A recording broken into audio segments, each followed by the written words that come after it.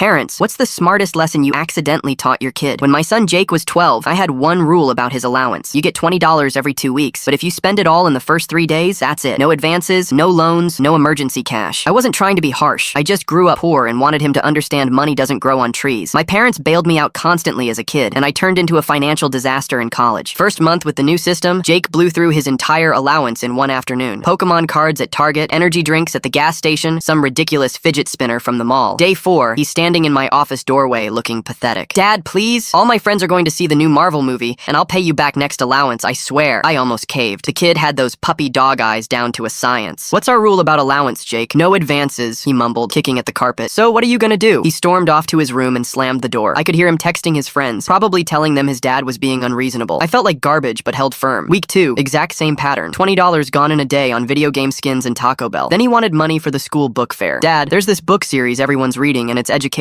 so technically it's not even fun spending. Jake, what's our rule? This time he didn't even argue, just walked away looking completely defeated. My wife started giving me dirty looks, saying I was being too strict, but something weird shifted after that. Third allowance period rolled around, and Jake wasn't asking for anything. He'd disappear for hours after school, but never once came to me wanting money. I figured he'd just accepted defeat and was being more careful with his spending. Maybe the lesson was finally sinking in. Then Mrs. Chen from 3 houses down knocked on our door on a Tuesday evening. I hope you don't mind me bothering you, but I wanted to talk about your son. My heart dropped. What had he done now? Jake has been walking my dog Princess every single day after school for the past 3 weeks. Rain or shine, he shows up at 4 p.m. sharp. He won't take any money from me, says he's just being helpful to neighbors, but I absolutely insist on paying him. I was confused. He's been walking your dog? Oh yes, and he's wonderful with her. Very responsible, brings water for long walks, even texts me updates with photos. After she left, I started paying attention. Jake would get home from school, grab a snack, then disappear until dinner. When I asked where he'd been, he'd just say, around the neighborhood. The truth came out when I followed him one afternoon. Kid had a whole operation running. Mrs. Chen's Princess at 4 p.m., the Johnsons' 2 labs at 4:30, Mrs. Rodriguez's Ancient Beagle at 5 p.m., and the new family's Golden Retriever at 5:30. 4 houses, $5 per walk, sometimes 10 for the 2 labs together. When I confronted him that evening, he just shrugged like it was obvious. You said no advances on allowance money. You never said I couldn't make my own money. I did the math. This kid was pulling in over $100 per week, while I was giving him $40 per month. How did you even get all these clients? I just knocked on doors and asked if people needed help with their dogs. Turns out lots of adults are too busy or too tired to walk them properly. The accidentally brilliant part? I thought I was teaching him to budget his $20 allowance. Instead, I taught him that if the current system doesn't work for you, don't complain. Create your own system. He started researching business licenses, bought a little wagon for carrying water bowls and treats, even made business cards on the school computer. By summer, he'd expanded into lawn mowing and started hiring his friends. 3 kids working for him, all splitting the profits. Now he's 16 and runs the most successful lawn care business in our zip code. Makes more money than some adults I know. Has a savings account that puts mine to shame, and recently asked me for advice on investing in index funds. Sometimes the best parenting lessons happen when your kids prove your system wrong and build something better.